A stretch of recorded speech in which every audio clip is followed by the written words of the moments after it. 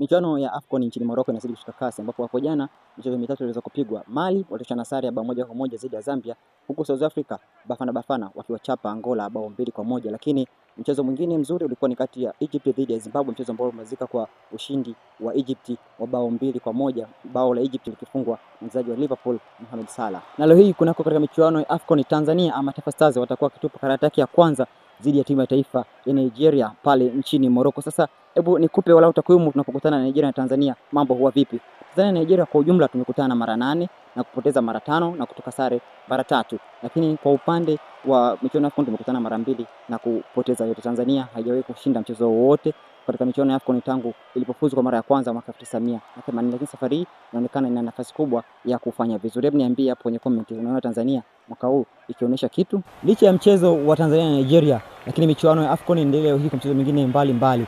Taifa la Uganda watakuwa na mchezo dhidi ya Tunisia, huku Senegal watakuwa mchezo dhidi ya Botswana na Congo DR wakiwakaribisha Benin. Na hiyo ndio AFCON kwa siku hii ya leo.